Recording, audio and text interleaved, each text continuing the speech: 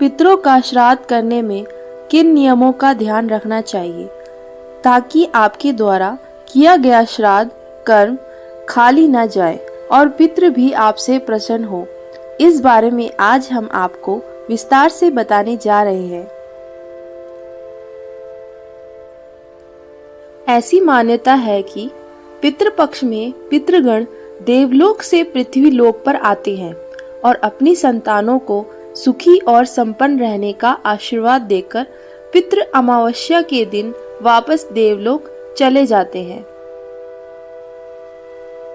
पूर्णिमा से अमावस्या की अवधि को पितृपक्ष कहते हैं। इन 15 दिनों में लोग अपने पूर्वजों को याद करते हैं और तिथि के हिसाब से उनका श्राद्ध कर्म करते हैं। शास्त्रों में श्राद्ध कर्म को लेकर कुछ नियम बताए गए हैं जिनका पालन जरूर करना चाहिए। आइए जानते हैं क्या है ये नियम। पितृपक्ष गाय का दूध। श्राद्ध कर्म में गाय का घी, दूध या दही काम में लेना चाहिए। यह ध्यान रहे कि गाय को बच्चा हुए 10 दिन से अधिक हो चुके हैं। 10 दिन के अंदर बछड़े को जन्म देने वाली गाय के दूध का उपयोग श्राद्ध कर्म में नहीं करना चाहिए। पितृपक्ष में चांदी के बर्तन। शास्त्रों में बताया गया है कि पितृपक्ष में अपनी क्षमता के अनुसार चांदी के बर्तनों का प्रयोग जरूर करना चाहिए। अगर सभी बर्तन ना हो तो कम से कम चांदी के गिलास में पानी जरूर देना चाहिए। ऐसी मान्यता है कि पितृपक्ष में चांदी के बर्तन में पानी देने से पितरों को अक्षय तृप्ति प्राप्त होती है। भोजन के बर्तन भी चांदी के हो तो और भी श्रेष्ठ माना जाता है। पितृपक्ष में भोजन परोसने के नियम। ऐसी मान्यता है कि श्राद्ध कर्म के वक्त ब्राह्मण को भोजन करवाते समय परोसने के बर्तन दोनों हाथों से पकड़कर लाने चाहिए। एक हाथ से लाए गए पात्र से परोसा हुआ भोजन राक्षसों को जाता है।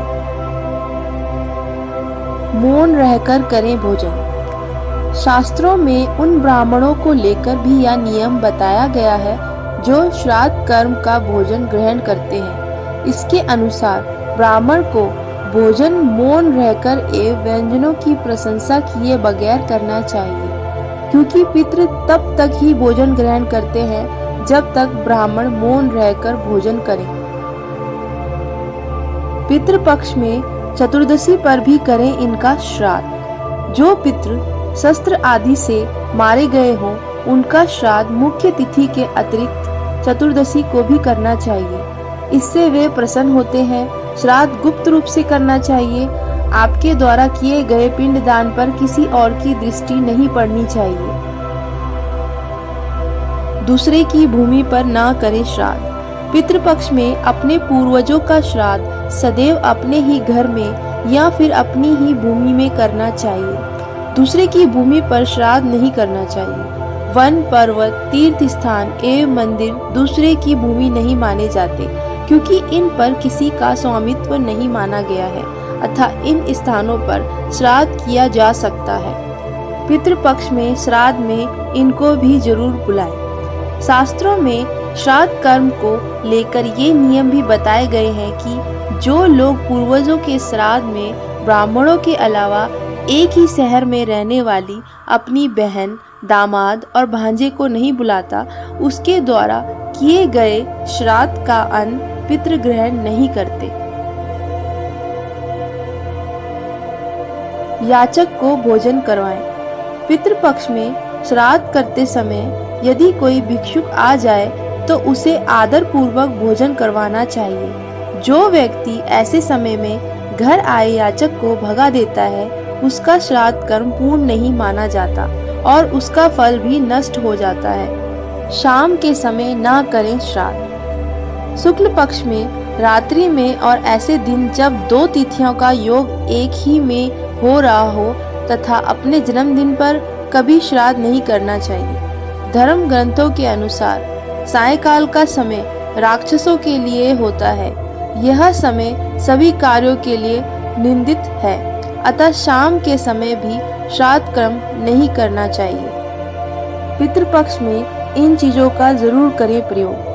पितृपक्ष में श्राद्ध में ये चीजें होना जरूरी माना गया है। गंगा जल, दूध, शहद, कुश और तिल।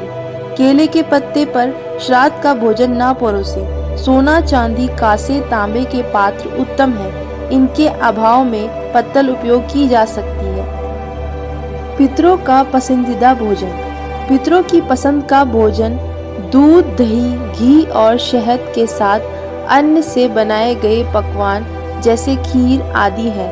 इसलिए ब्राह्मणों को ऐसा भोजन कराने का विशेष ध्यान रखें। तैयार भोजन में से गाय, कुत्ता, कौवा, देवता और चींटी के लिए थोड़ा सा भाग जरूर निकालें। इसके बाद हाथ में जल, अक्षत, फूल, तिल लेकर ब्राह्मणों से संकल्प लें। पितृपक्ष में भोजन के नियम। पितृपक्ष में कुत्ते और कौवे के निमित्त निकाला भोजन कुत्ते और कौवे को ही कराएं, किंतु देवता और चींटी का भोजन गाय को खिला सकते हैं। इसके बाद ही ब्राह्मणों को भोजन कराएं। पूरी तृप्ति से भोजन कराने के बाद ब्राह्मणों के मस्तक पर तिलक लगाकर यथाशक्ति कपड़े, अन्न और दक्षिणा दान कर आशीर्वाद पाएं। भोजन के बाद ऐसे विदा करें। ब्राह्मणों को भोजन के बाद घर के द्वार तक पूरे सम्मान के साथ विदा करके आए, क्योंकि ऐसा माना जाता है कि ब्राह्मणों के साथ साथ पितृलोक भी चलते हैं। ब्राह्मणों के भोजन के बाद ही अपने परिजनों, दोस्तों और रिश्तेदारों को भोजन कराएं।